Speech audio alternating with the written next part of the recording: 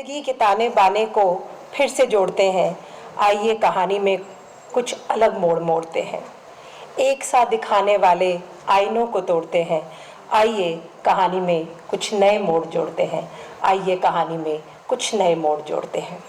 A very good morning to the array of supernovas of our distinguished guests, renowned speakers, invited dignitaries, Madam Principal, members of the teaching faculty, members of the non-teaching staff, and our delegates who have assembled here today to witness the confluence of ideas, thoughts, insights brought together under the canopy of Soul in Symphony, a journey of happiness through self-actualization and self-realization.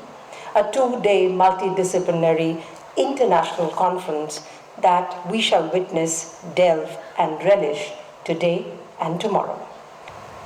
The concept of the present conference is that the eminently Western idea of self-actualization, which primarily focuses on the external world, can be seamlessly synthesized with and be better built on the foundation of the Indian concept of self-realization.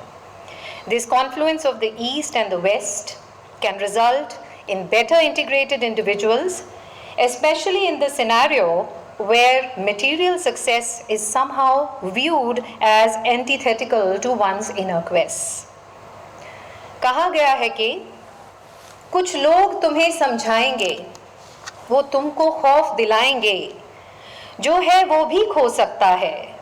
इस राह में राहजन हैं इतने, कुछ और यहाँ हो सकता है, कुछ और तो अक्सर होता है, पर तुम जिस लम्हे में जिंदा हो, ये लम्हा तुमसे जिंदा है, ये वक्त नहीं फिर आएगा, तुम अपनी करनी कर गुजरो, जो होगा देखा जाएगा।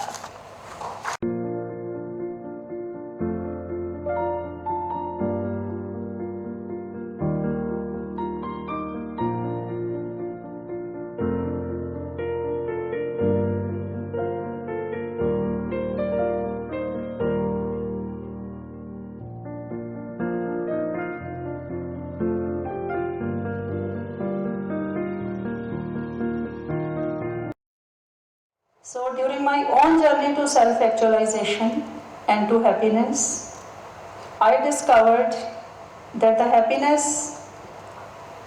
how I perceive it, is not permanent. It is short-lived. हम ये जानते हैं कि हम सभी अच्छे हैं और हम सबसे अच्छे सर्वोत्तम बनना चाहते हैं।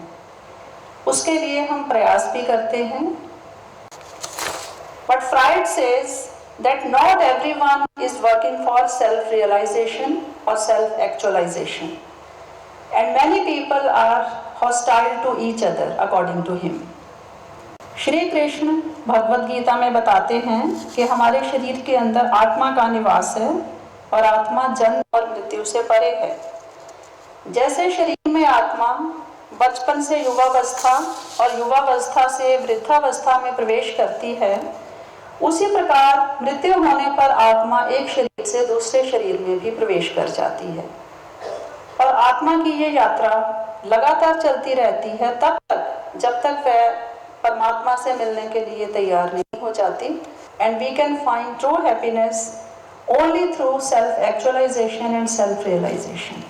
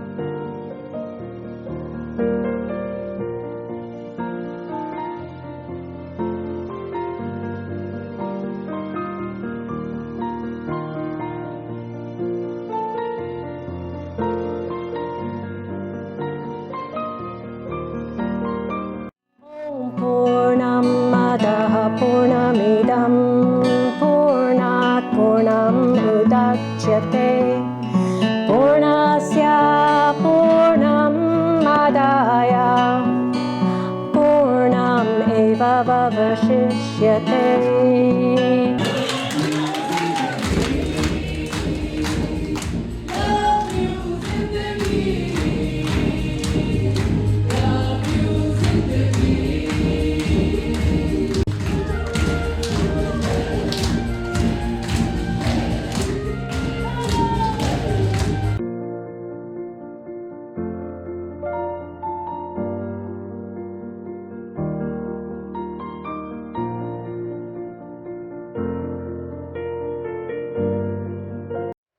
तो मेरा सवाल आप सबसे यही रहेगा कि अपने आप से, अपनी सेल्फ से रूबरू होना कितना ज़रूरी है आपके लिए अपनी कला को मुखरित करने के लिए। साकिब लखनवी साहब एक शायर थे। मुझे उनकी एक पंक्ति पिछले 40 सालों से प्रेरणा देती आई है। 1970 में एक फिल्म आई थी जागते रहो, उसने उसको बहुत सुंदर प्रयोग किया था उस पंक्ति का। जमाना बड़े शौक से सुन रहा था, हम ही सो गए दास्तां कहते कहते। ये दास्तां क्या है? सूफीज्म के बहुत प्यारे सिंगर हमारे साथ बैठे हुए हैं।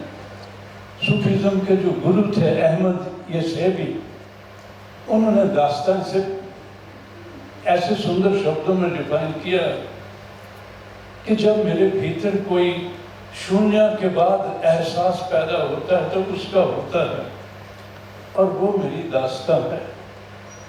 एक शेर है इकबाल का, निकल जा अक्ल से आगे कि ये नूर, निकल जा अक्ल से आगे कि ये नूर चरागे रास्ता है, मंजिल नहीं है। तो अक्ल जो है वो सिर्फ एक रास्ता है, अक्ल से परे कोई बैठा है जो हमसे लिखवाता है। छाप तिलक सब चीरी मोसे नैना मिलई के, छाप तिलक सब चीरी मोसे नैना मिलई के, नैना मिलई के, नैना मिलई के, सेना जलाई के, बात अधम कहरी मोसे नैना मिलई के।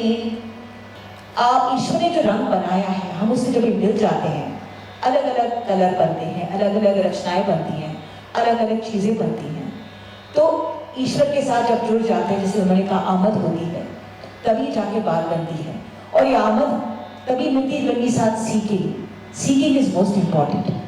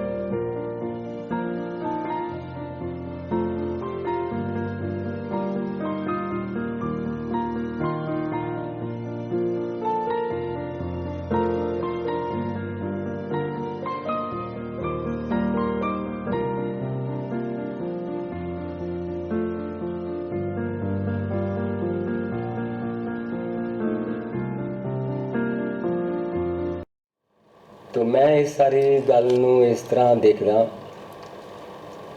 ਜਿਹਨੂੰ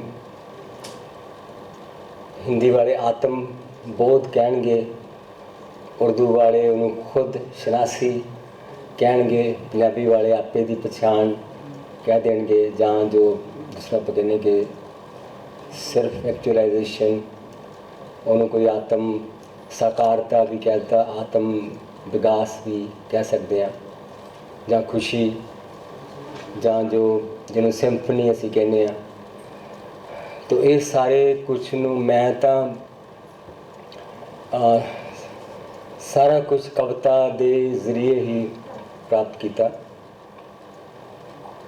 अपने अंदर भी झाकिया तो कविता दे राही ही, बच्चे यकीन करते हो कह सकते कि जो रब ने बनाया वो कुदरत है, जो बंदे ने बनाया वो सभ्याचार या सभ्यता। रुख कुदरत ने, लेकिन कुर्सियाँ मेज़ डायस ये सब सभ्यता या सभ्याचार है।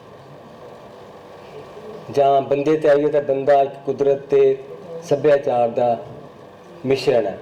ਜੀਵਨ ਜਾਚ ਕੀ ਹੋਵੇ ਤਾਂ ਉਹ ਤੁਸੀਂ ਆਪਾਂ ਵੇਦਾਂ ਤੋਂ ਲੈ ਕੇ ਗੁਰਬਾਣੀ ਦੀ ਬੜੀ ਸੰਖੇਪ ਜੀ ਜੀਵਨ ਜਾਚ ਹੈ, ਕਿਰਤ ਕਰੋ ਨਾਮ ਜਪੋ ਵੰਡ ਛਕੋ। ਇਸ ਤੇ ਆਪਾਂ ਦੀਰਘ ਅਰਥਾਂ ਦੇ ਵਿੱਚ ਨਹੀਂ ਜਾਵਾਂਗੇ। ਤੇ ਜਦੋਂ ਅਸੀਂ ਇਸ ਸਭ ਕਾਸੇ ਨੂੰ ਵੇਖਦੇ ਹਾਂ ਤਾਂ ਮੈਨੂੰ ਲੱਗਦਾ ਹੁੰਦਾ ਕਿ ਮਨੁੱਖ ਕਾਹਦੇ ਲਈ ਪੈਦਾ ਹੋਇਆ? ਦੁੱਖ ਸਹਿਣ ਲਈ। ਜੋ ਕੁਝ ਅੱਜ ਕੱਲ੍ਹ ਅਸੀਂ ਵੇਖ ਰਹੇ ਹਾਂ, ਦੁੱਖ ਸਹਿਣ ਲਈ ਜਾਂ ਦੁੱਖ ਦੇਣ ਲਈ? ਮੈਨੂੰ ਲੱਗਦਾ ਕਿ ਦੋਵੇਂ ਚੀਜ਼ਾਂ ਲਈ ਨਹੀਂ ਹੈ। ਨਾ ਅਸੀਂ ਦੁੱਖ ਸਹਿਣ ਲਈ ਪੈਦਾ ਹੋਏ ਹਾਂ ਅਤੇ ਨਾ ਅਸੀਂ ਕਿਸੇ ਨੂੰ ਦੁੱਖ ਦੇਣ ਲਈ ਪੈਦਾ ਹੋਏ ਹਾਂ।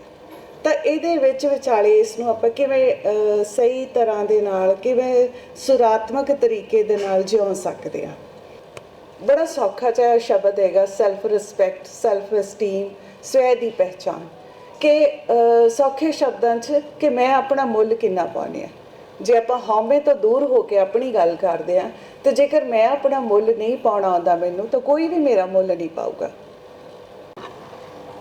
ਸਭ ਤੋਂ ਪਹਿਲਾਂ ਜਿਹੜੇ ਟੌਪਿਕ ਦੀ ਗੱਲ ਹੈ ਉਸ ਦੇ ਵਿੱਚ ਆਉਂਦਾ ਹੈ ਦ ਸੋਲ ਇਨ ਸਿੰਫਨੀ।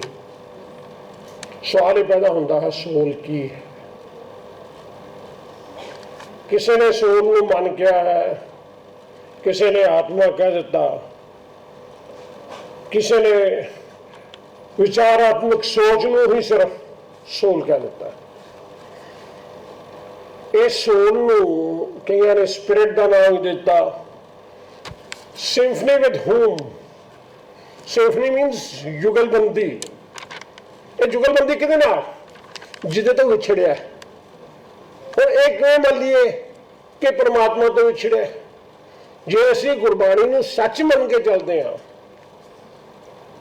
ਤਾਂ ਉਹਦੇ ਵਿੱਚ ਗੱਲ ਆਉਂਦੀ ਹੈ ਕਹੋ ਕਬੀਰ ਇਹ ਰਾਮ ਕੀ ਅੰਸ਼ ਜਸ ਕਾਗਦ ਪਰ ਮਿਟੇ ਨਾ ਮੰਸ। ਜਿਸ ਤਰ੍ਹਾਂ ਕਾਗਜ਼ ਤੇ ਸ਼ਾਹੀ ਅਲੱਗ ਨਹੀਂ ਕਰ ਸਕਦੇ ਤੁਸੀਂ, ਉਹ ਤੋਂ ਖਤਮ ਨਹੀਂ ਹੁੰਦੀ।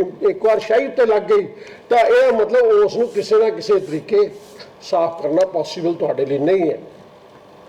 ਉਸੇ ਤਰੀਕੇ ਦੇ ਨਾਲ ਪਰਮਾਤਮਾ ਔਰ ਆਤਮਾ ਇਹ ਦੋਨੋਂ ਇੱਕ ਮਿਕ ਨੇ। ਹਾਂ, ਇੱਕ ਅਲੱਗ ਚੀਜ਼ ਹੈ ਕਿ ਇਸ ਦੇ ਵਿੱਚ ਇੱਕ ਕੂੜ ਦੀ ਦੀਵਾਰ ਪਈ ਹੋਈ ਹੈ।